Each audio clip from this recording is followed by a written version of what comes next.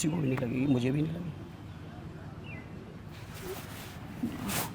याद आते हैं नेताजी? हाँ, बहुत याद आते हैं।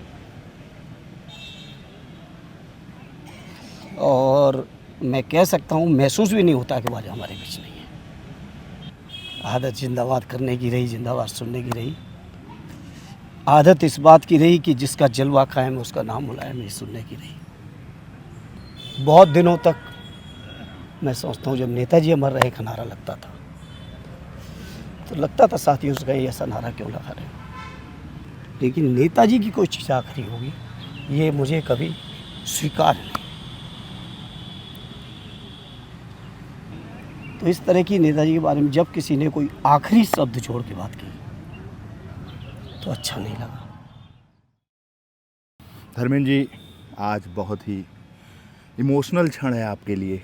नेताजी का तीसरा पुण्यतिथि है। जी हाँ, मैं समझता हूँ सारे समाजवादियों के लिए, विशेषकर अगर मैं अपनी लिए बात करूँ तो मैं समझता हूँ नेताजी जो कुछ भी जीवन में देखा, समझा, सीखा, सुना, सब उन्हीं का योगदान है। और शायद जीवन के हर पहलू पर, हर मौके पर, हर परिस्थितियों में कैसे लोगों के साथ चलना है, भला करना है, काम करना है, सामाजिक जीवन जीना है, राजनीतिक जीवन जीना है, संस्कार कैसे, हर चीज़ को किस सिखाने में उनका योगदान है। और पल पल पे उन्होंने सिखाने का प्रयास किया। और मैं समझता हूँ मैं ही नहीं, मेरे ऐसे करोड़ों लोग ऐसे होंगे जिनको नेताजी का सानिध्य भी मिला, बहुत कुछ सीखा भी है। धर्मेंद्र जी, नेताजी की बात आती है, नेताजी का नाम आता है, नेताजी की आज पुण्यतिथि है। वो दिन भी मुझे याद है जब आप फपक फपक कर रो रहे थे। लग रहा था कि सारा जहां लुट गया, सब कुछ खत्म हो गया नेताजी के जाने के बाद। स्वाभाविक है, सर्वस्व थे नेताजी हम सब के लिए। और आज शरीर से भले ही वो मेरे बीच, हमारे और आप सबके बीच और इस दुनिया में नहीं है, लेकिन उनके विचारों से, उनके दिए हुए संस्कारों से, उनके बताए हुए रास्तों से, उनके बताए हुए सिद्धांतों से और जीवन के हर पहलू को जीने का सलीका, तरीका, रास्ता उन्होंने दिखाया है। और भले वो शरीर से आज हम सबके बीच नहीं है, लेकिन नेताजी का आशीर्वाद, उनके सिद्धांत, उनके विचार, उनका मार्गदर्शन ताउम्र हमारे साथ रहेगा और हमारे ही नहीं, हमारे ऐसे करोड़ों समाजवादियों के साथ रहेगा। धर्मेंद्र जी, आपने नेताजी से बहुत कुछ सीखा। कुछ ऐसी खास बातें जो आप अभी भी उनका पालन करते हैं? नहीं, मैं कोशिश तो ये करता हूँ कि जो भी नेताजी ने चाहे व्यक्तिगत तौर पे, पारिवारिक सदस्य के तौर पर, या नेता के तौर पर, या सांसद के तौर पर, मुखिया के तौर पर जो कुछ भी सिखाया है उसका अनुपालन ताउम्र कर सकूं, ये प्रयास रहेगा मेरा। और बहुत कुछ, चूँकि उनके सिखाए हुए हर रास्ते केवल सिद्धांतों तक सीमित नहीं थे। व्यवहार में जो चीज़ संभव होती थी, जो चीज़ व्यवहारिक तौर पे संभव होती थी, वही सिखाते थे। ऐसा नहीं था कि मैंने बहुत सारे लोगों के बारे में सुना है, देखा है, केवल बड़े बड़े सिद्धांतों को सिखाया और व्यवहार में जब उन चीज़ों को उतारने की कोशिश करो तो वो संभव नहीं होते।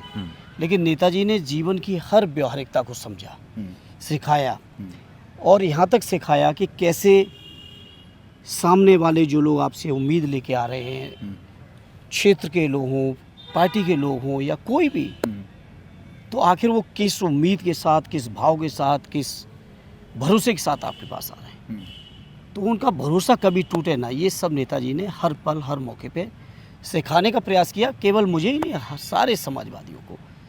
और उसी रास्ते पर हम सब आदरणीय राष्ट्रीय अध्यक्ष जी के नेतृत्व में, उनके मार्गदर्शन में, उनके संरक्षण में हम लोग चल रहे हैं।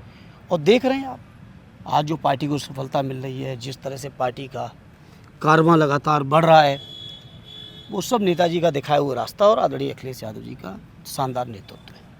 आपसे बहुत इमोशनल टच था उनका। हर बात पे वो कहते थे धर्मई धर्मई धर्मई धर्मई। जहाँ भी जाते थे धर्मई से पूछ लो, धर्मई से कर लो, धर्मई कहाँ है। मुझे तो याद है, वो पार्लियामेंट का दिन भी याद है, क्षेत्र भी याद है, उनके नामांकन का दिन भी याद है। बहुत सारी यादें मेरे अंदर भी हैं उनको लेकर, आपको देखकर। मतलब हर जगह धर्मई धर्मई। मैं कह सकता हूँ आदरणीय नेताजी का भरोसा था उनका, जिम्मेदारियां देते रहते थे और कोशिश करता था कि मैं बसवर उन जिम्मेदारियों को बेहतर तरीके से निभा सकूं। यही उनका विश्वास था और मैं सोचता हूँ मेरे जीवन की शायद सबसे बड़ी यही पूंजी भी है।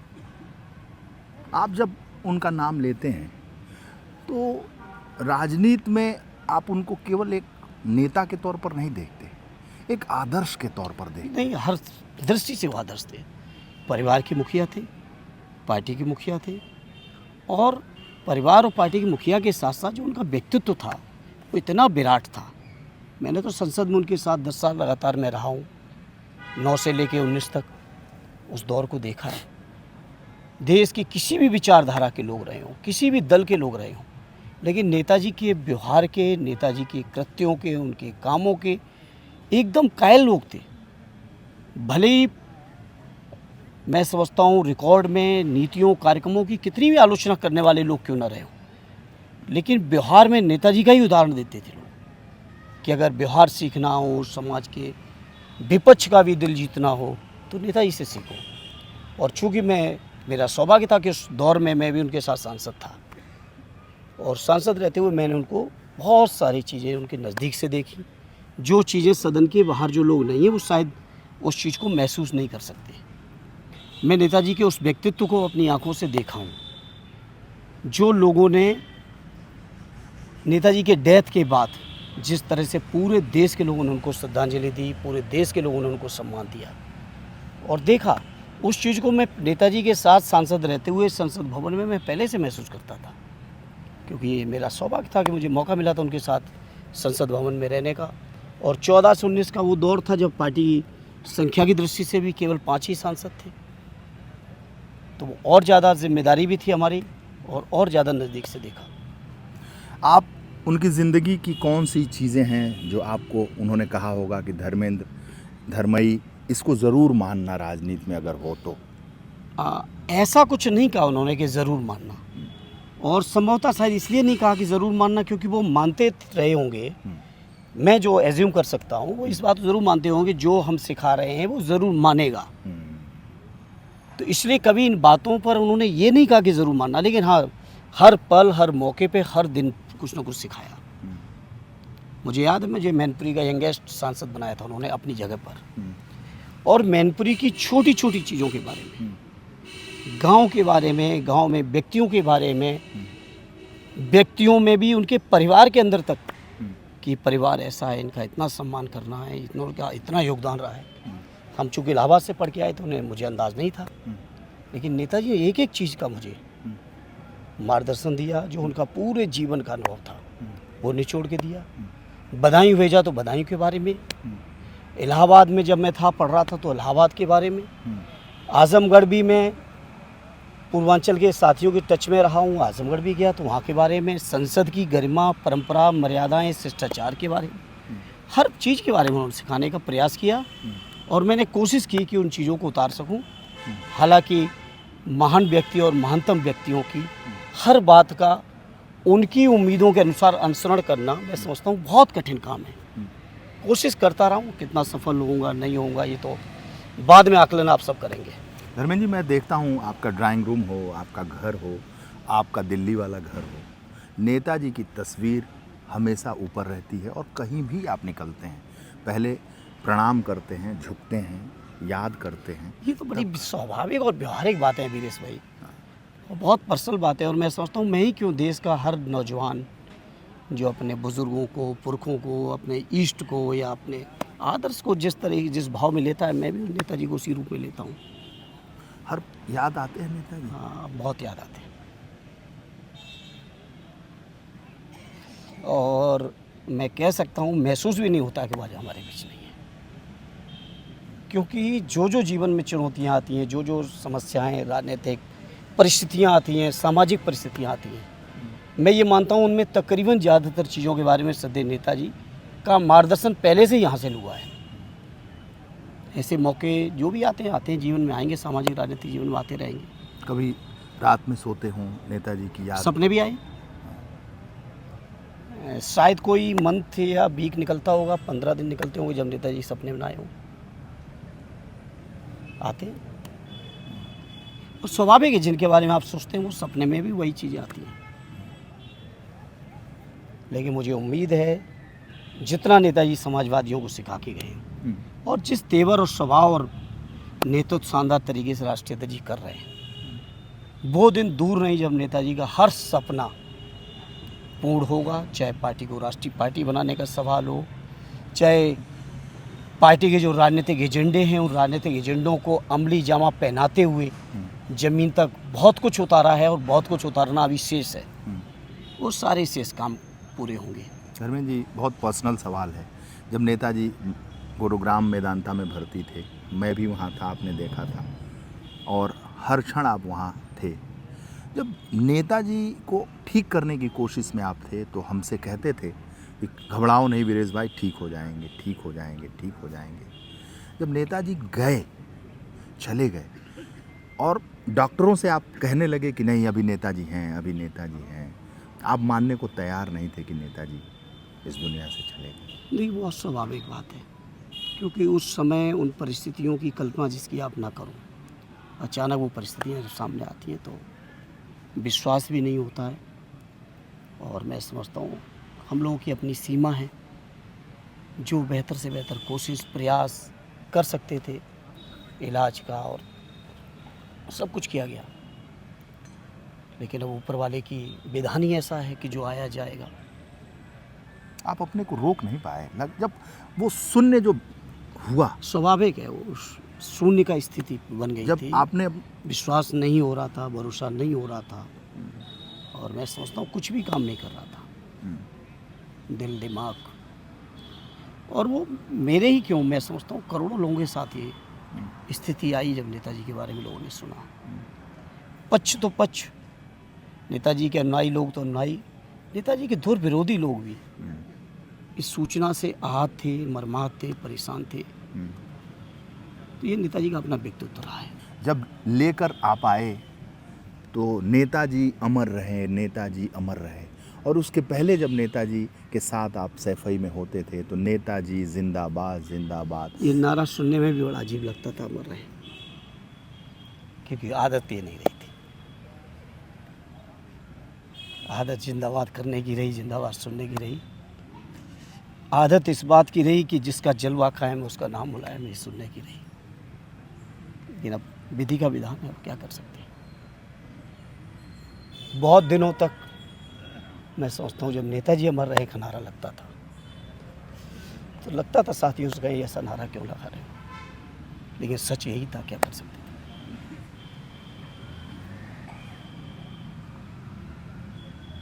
सच तो यही था, और एक सीमा के बाद सच को स्वीकारना ही पड़ता है। जहाँ ये सच है कि नेताजी शारीरिक तौर पे नहीं है, वहीं ये भी सच है कि हम समाजवादी लोग एक एक कार्यकर्ता, कोई हम अपने को क्रेडिट दें ये गलत बात हो जाएगी, उन साथियों के साथ अन्याय हो जाएगा। न जाने कितने कार्यकर्ता हैं जिनका भाव नेताजी के साथ हमसे बहुत ज़्यादा भी जुड़ा रहा है, और न जाने उनमें कितने होंगे जो नेताजी से शायद ना कभी व्यक्तिगत तौर पे मिल पाए हों, न मिल पाए हों, संपर्क में रह पाए हों, न रह पाए। मुझे तो कम से कम इस बात की तसल्ली है कि मुझे उनका बहुत सानिध्य मिला।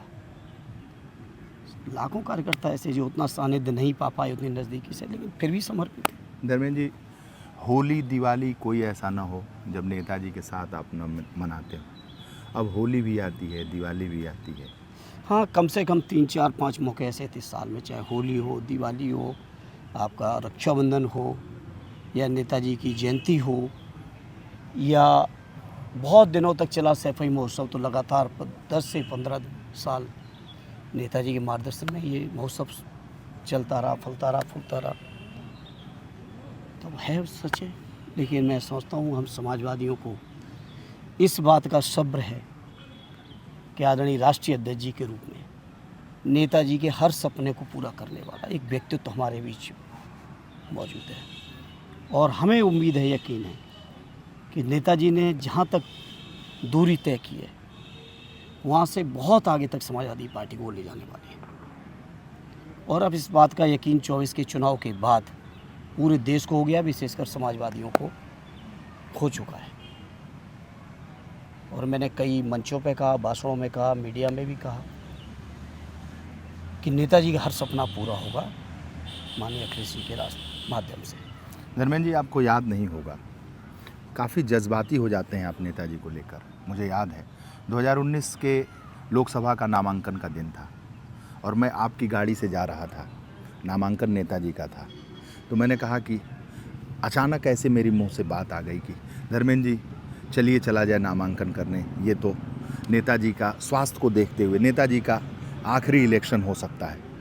आपने कहा ए गाड़ी रोको, गाड़ी रुकवा दी। फिर आपने मुझे ऐसे देखते हुए कहा वीरेश भाई आपकी बात ठीक नहीं लगी मुझे, ये अच्छी बात नहीं, या ये अच्छी बात जब नहीं कभी है। भी इस तरह की बात किसी के भी मुंह से सुनी, हालांकि उस चुनाव के सभा में स्वयं नेताजी ने भी संयोग से मैनपुरी की सभा में कह दिया था कि मेरा आखिरी चुनाव मैनपुरी के लोगों,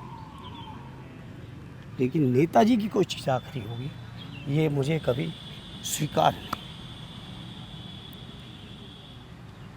ये स्वीकार नहीं हुई। चाहे वो आपके मुंह से सुनी हो, चाहे नेताजी के खुद के मुंह से सुनी हो, या और किसी साथी ने भी चर्चा की हो। मुझे याद है जब मैं मेदांता में था, डॉक्टरों के साथ कंसल्टेंसी में था, तो एक डॉक्टर जो नेताजी को सुपरवाइज कर रही थी, डॉक्टर कटारिया, कन्वर्सेशन में उन्होंने कहा ये नेताजी का आखिरी एडमिशन है मेदांता में।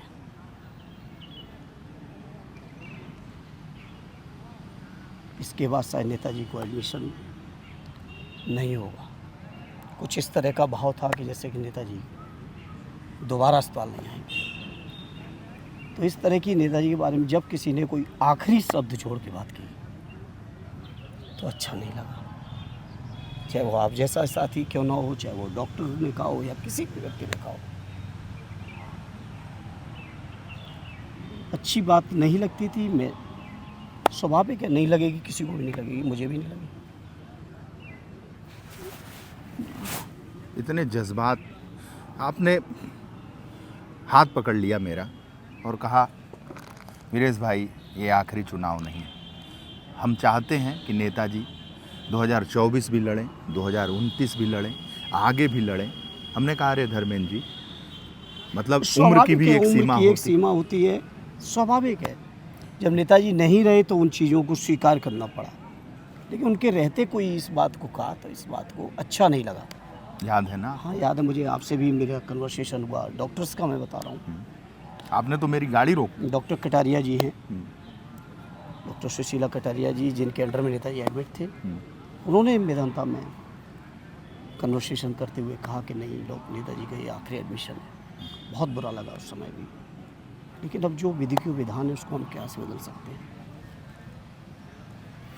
नेताजी ने सैफई को, नेताजी ने समाज को, सवाल ठीक नहीं है, लेकिन ऐसा क्या दिया जो हमें समझ ना आ रहा हो, दर्शकों को ना समझ में आ रहा हो? नहीं, आप सब समझते हैं, आप भी समझते हैं आप, लेकिन सवाल को बनाने के लिए आप इस तरह की चर्चा कर रहे हैं। बाकी नेताजी को आप बहुत बेहतर तरीके से समझते हैं।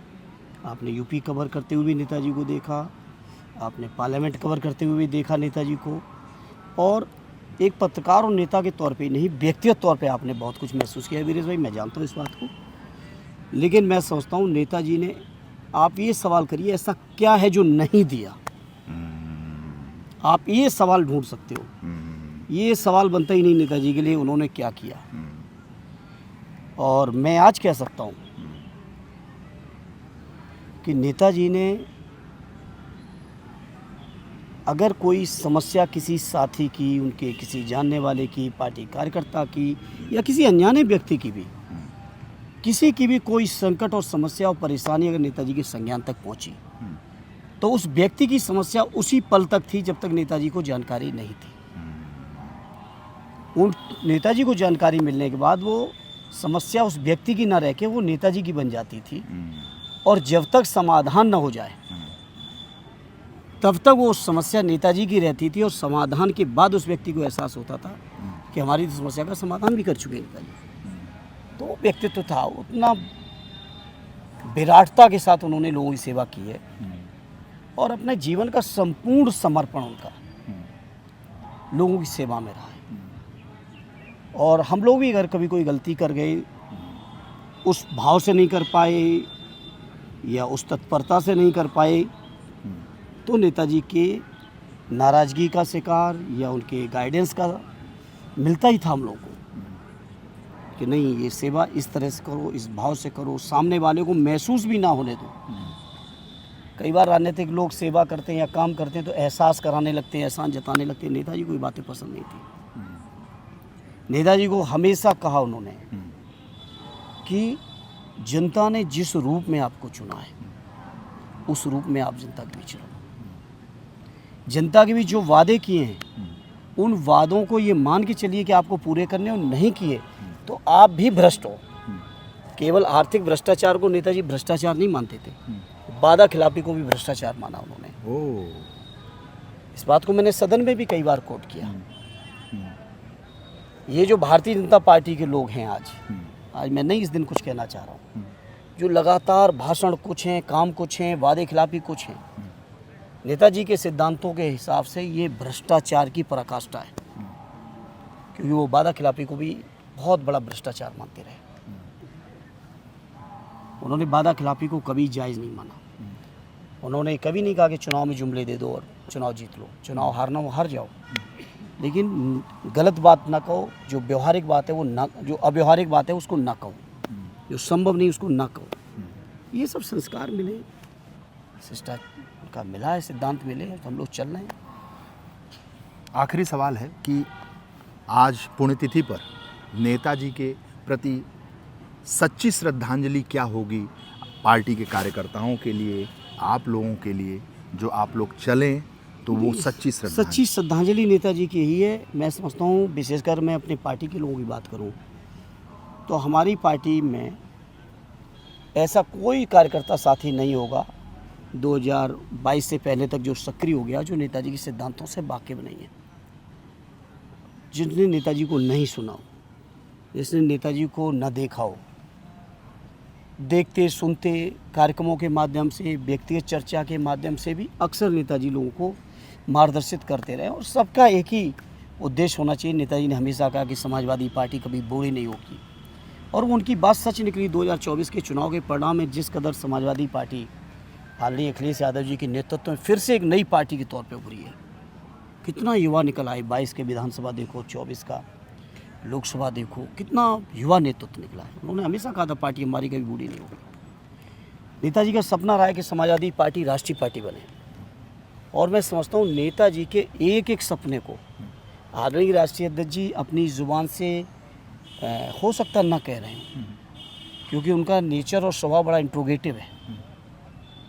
बहुत सारी चीज़ें वो जो अपने दिल में चीज़ें लिए रहते हैं, वो और नेताओं की तरह से हर मंच और माइक पे नहीं कहते, लेकिन उनके दिल में नेताजी की कही हुई एक एक बात बैठी है, और उन बातों का अनुसरण करते हुए पार्टी को वो आगे बढ़ाने का काम कर रहे हैं। और मुझे यकीन है 27 में तो उत्तर प्रदेश का जनमानस ज़रूर आशीर्वाद देगा ही देगा। समाजवादियों की सरकार बनेगी ही बनेगी, और जो नीतियाँ कार्यक्रम समाजवादियों के रहे जो अधूरे हैं उनको पूरा करते करते मुझे यकीन ऐसा है व्यक्तिगत तौर पे, मैं इसको कोई राजनीतिक नहीं कहूँगा, व्यक्तिगत यकीन ये है 29 आते आते हमारी समाजवादी पार्टी देश की राष्ट्रीय पार्टी होगी। मुझे ऐसा यकीन है, और नेताजी का ये सपना था कि हमारी पार्टी राष्ट्रीय पार्टी बने। नेताजी का ये सपना पूरा हो गया कि उन्होंने कहा था हमारी पार्टी कभी बूढ़ी नहीं होगी। हमारी पार्टी आज फिर जवान होकर खड़ी हो गई, और हमें यकीन है 29 का चुनाव आते आते हमारी पार्टी राष्ट्रीय पार्टी होगी, मुझे यकीन है। और इसको मैं समझता हूँ सारे समाजवादी साथी मिलकर पूरा करेंगे। बहुत बहुत धन्यवाद। धन्यवाद।